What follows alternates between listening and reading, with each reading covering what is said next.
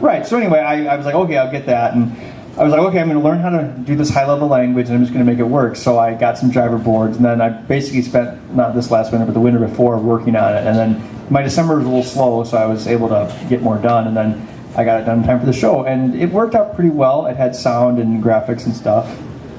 And I guess my big thing is my design background. I was able to make it look good, and I know some people, Jeri for instance, aren't fans of the Photoshop technique necessarily, but it's not the tools, it's the person.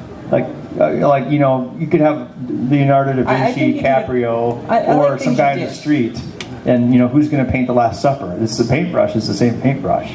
I really like some of the things that you did on that, like the lady on the playfield extends up onto the oh, with perspective? Yeah, onto the apron area, and we had to put Brittany Daniels on there because pinballs have to have a certain degree of sexualization, right?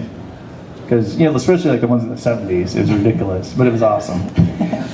Yeah, and then I wanted to make another one. So my friend Jason Jones, who's on my podcast and shows up in the show sometime, he's like, okay, well, I'll buy you the parts to make I'd like a Lost themed pinball machine, the TV show, and then you can try out your new system. So I can make this. We can't sell a Lost machine without a license, but we can make it and try out the new system.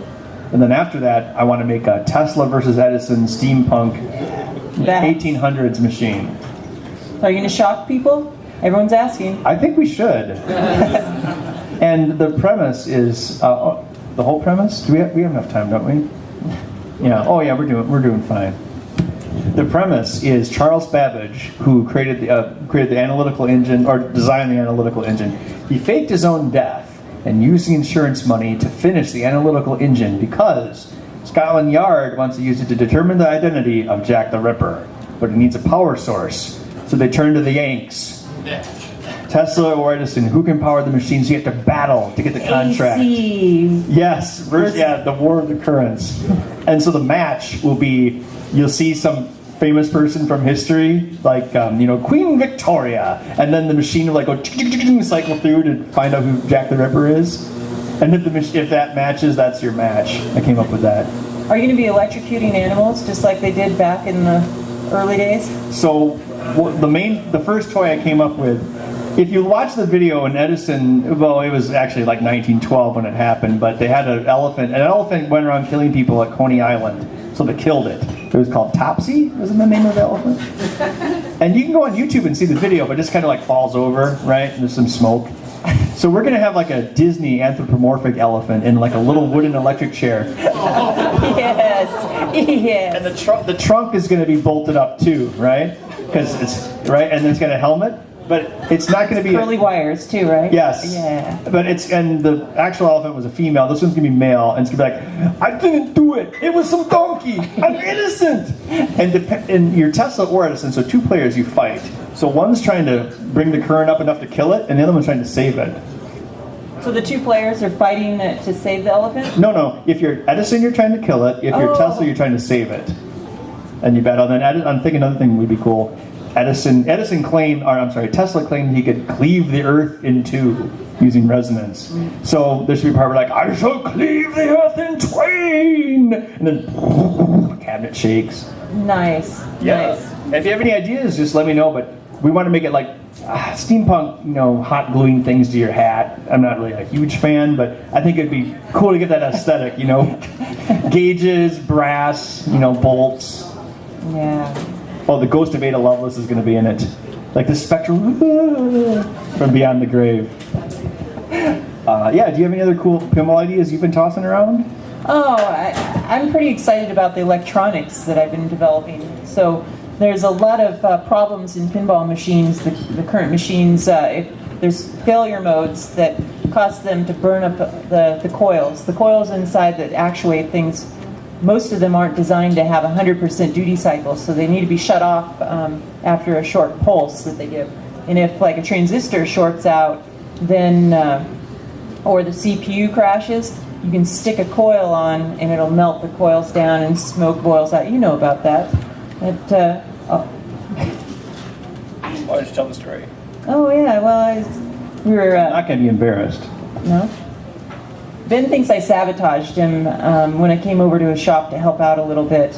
He kind of put a diode in backwards and it blew a transistor out. And then the next time he flipped the wires around on the coil and put a new diode in to get it to hook it up correctly, turn the machine on, well, it stuck the coil on, and then a few minutes later, this really nice mist of smoke started. It was a cool effect. I mean, it was coming out of that trap door. On Yeah, the machine. and it was a loss machine, so it was like a free smoke monster mode. It was great. And then then I blamed Jeri for it. Then we went to Melio's. And then everything was okay. Yeah, once we had the subs.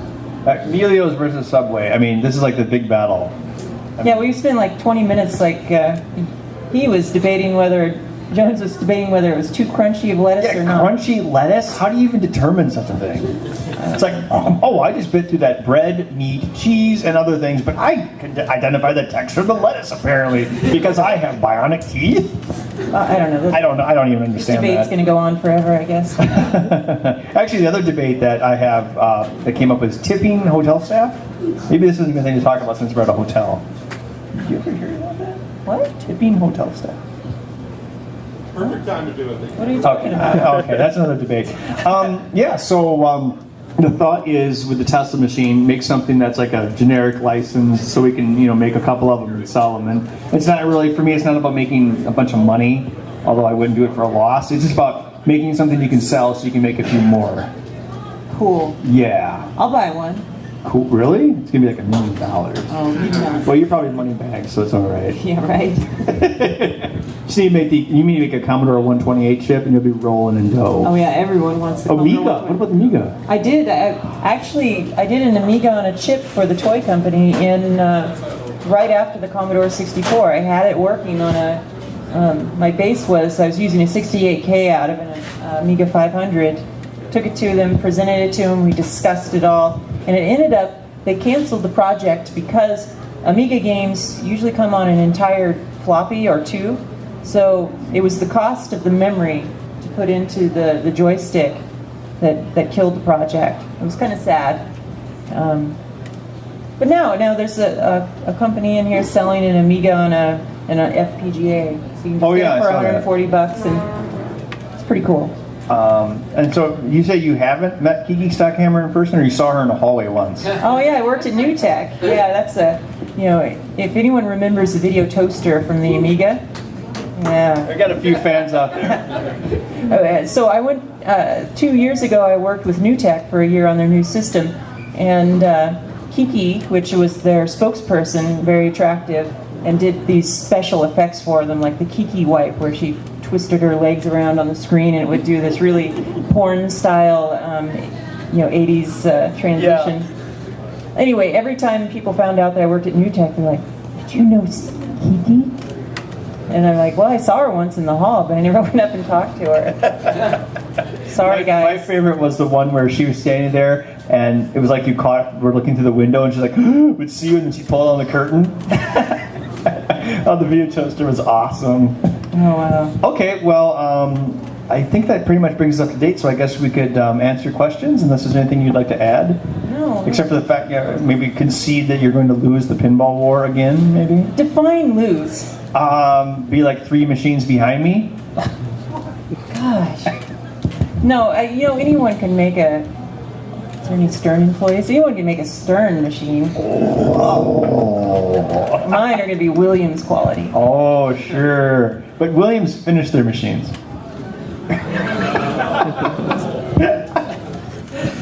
I just flipped the switch to meme. Yeah, okay, trash talk aside, I guess we have about, 10 or 15 minutes, to answer any questions, and go nuts.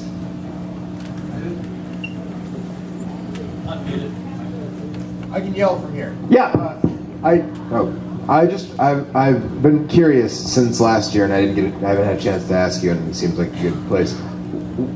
Where did the idea for Bill Paxton come? Like, why Bill Paxton? Okay, so I was in my kitchen. It was literally this fast of a thought process. I was in my kitchen, and I was like, I want to build a pinball machine.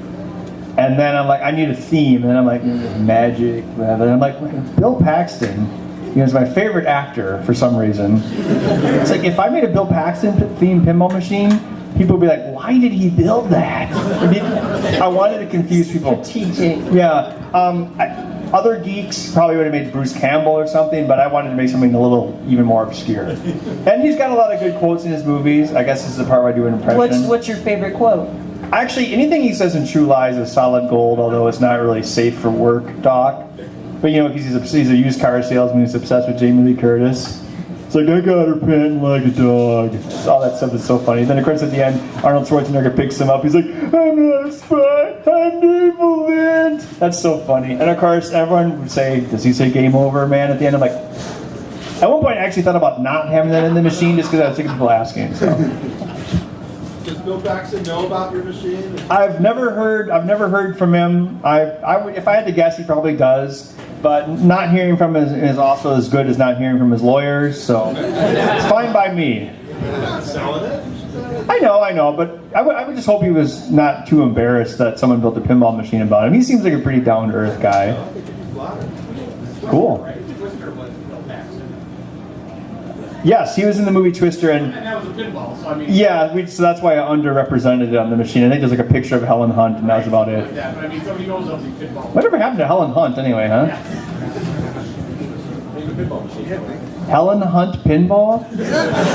They give you pay it forward ball. What was that show she did with Paul Reiser? Who was in Aliens with...